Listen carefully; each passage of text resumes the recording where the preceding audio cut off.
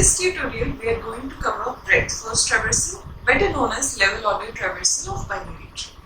So, in the last video, we covered depth-first traversal completely, in which we also saw the in-order, pre-order, and post-order traversals. Let's see how we can go with breadth-first traversal. So, what is breadth-first traversal? When I say breadth-first, it means for any particular node. Suppose this is 10. When we are traversing 10, we mark the nearest nodes, the directly connected nearest nodes of 10. What are the directly connected nearest node of 10? You will say 20 and 30. These are two connected and nearest. 40, 50, 60 are not directly connected. So for 10, 20 and 30 are the directly connected nodes. Now when you come to 20, since 10 would already be traversed, the nearest node that we will see downwards is 40 and 50. Tell me the nearest nodes which are directly connected to 30. It is 60. Right? In the downwards direction it is 60. So that's how we find the nearest nodes. So let's see what we do. For 10, what are all the nearest nodes? Let's start with 10. We are starting with 10. And let's say we are printing this traversal. We will print the value of the first node, which is 10. I am printing it here. Now, we will see what are the nearest nodes of 10. So, all the nearest nodes. What are those? 20 and then 30. So, I will keep it somewhere. I will say 20 and 30 are the nearest nodes and work of 10 is done. Okay. So, next is 20. In the downward direction, what are the directly connected nodes? Those are 40 and 50, right? But the nearest node of 10 were 20 and 30. We are traversing 20, after that we traverse 30 and after that we traverse the nearest node of 20, right? Because firstly after 10, 20 and 30 must be traversed. Here I am just saying that after 30, process the nearest node of 20, which are 40 and 50. So I will keep it here. Now print 20 and work of 20 is also done. We have traversed it. After 20, ideally what should I traverse? 30. So 30 is the next element, right? So I will traverse 30, but before that I will check what are the nearest node of it. So it is 60 and only 60, right? So I will say after 40 and 50, because these are the nearest node of 20, first traverse that and after that traverse 60. Because it is the nearest node of 30. So, we will print 30 and this is also gone. So, the next element is 40. So, what are the nearest nodes of 40 in the downward direction? There is none, right? There is none. No node at the left and no node in the right. So, we will simply print 40. So 40 is also done. After that 50. So we print 50. It is also done. After that 60. Right? So that is also done. Now see it carefully, the order in which we have traversed. So see, this is called level. All the nodes which lie at the same height, these are called the levels. So 10 is at level 0. 20 and 30 both have the same height. All the nodes which have the same height for this tree, all the nodes which are at the same height, we call it level. Okay, so 20 and 30 are at the same level, then 40, 50 and 60 are at the same level. Let's call it level 0, level 1 and level 2.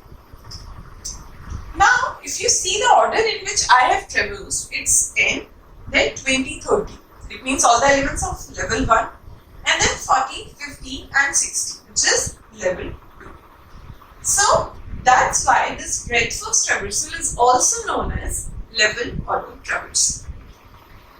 Now, when you are seeing this, when I was traversing it, you must understand that what is the data structure which I want you to use. See what type of behavior we want from the data structure.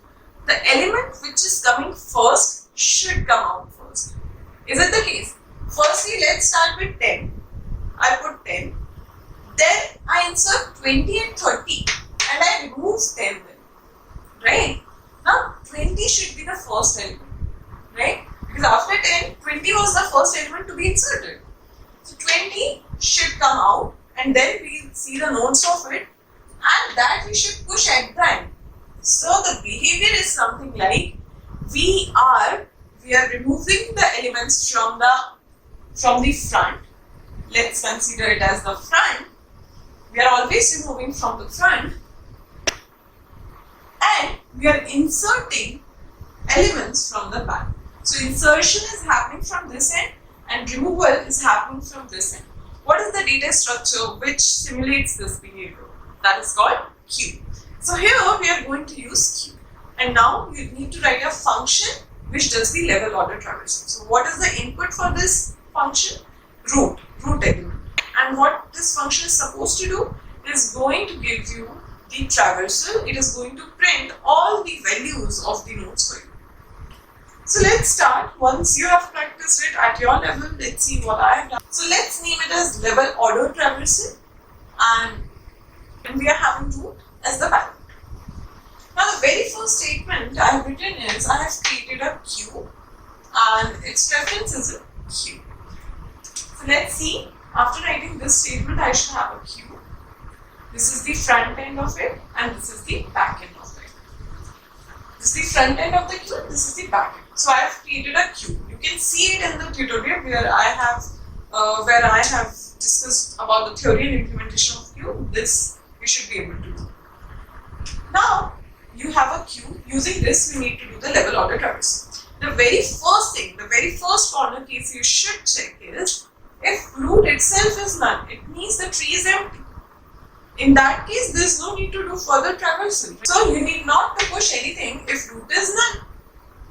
That's why first check is if root is not equals to none, only then I add this node in the queue. So what is the first node? It is the element, it is the node with value 10.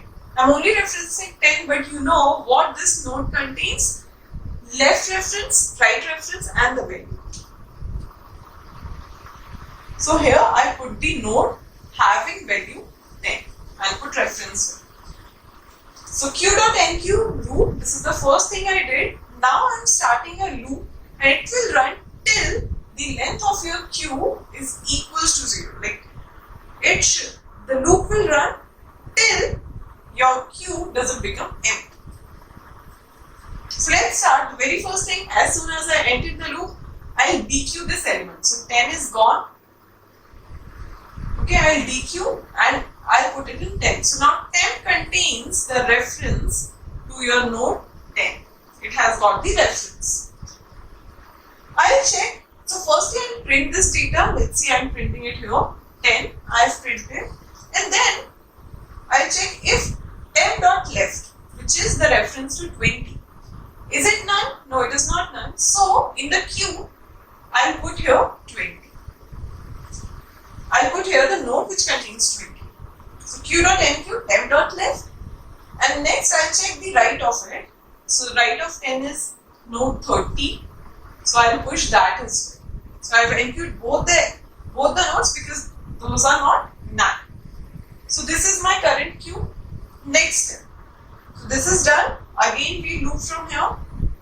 We'll firstly dequeue. So 20 is dequeued now. We'll print 20. Now if temp.left is not none, so the left of 20 is 40. It is not none, so I'll push it. 40 I've pushed here. Same for the right, I'll push 50. Okay, and then again from here. Again, since the length is still greater than 0, it contains 3 elements. So we'll again go inside the loop. We'll dequeue the front element, which is 30. We'll print it. We'll see the left and right of it. So left is 60. We'll put 60 node here. But there's nothing at the right of it. So temp.right is none. We'll not run this statement. Again, we'll check the length of the queue greater than 0. So what is the next element? 40. This is the next element. So what is at the left of 40? Nothing. What is at the right of 40? Nothing. So what we'll do? We'll print 40. We'll DQ 40. We'll print 40. We'll check left and right. There's nothing. So we'll push nothing. And again, we'll come here. Length of Q is still greater than 0. It has got 2 elements. We'll DQ 50. We will print it. Is there any left or right to it? No. So again, length of Q is greater than 0. It contains one element, 60. So we'll DQ it. We'll print it. We'll check if left and right is there. No. Now, when you come here for checking the condition, so length of Q is now equals to 0. So this loop now, we'll no more run this loop, and our complete traversal is done. We have got all the nodes level by level. So 10, 20, 30, 40, 50, 60. That's how we do its traversal. If you want to see the complete code of it, you can check the Git repo. I share the link in the description box. So this sums up the breadth-first traversal of a binary tree. Thank you so much, guys, for tuning into Logic Heap. If you like this video, please don't forget to like, share, and subscribe.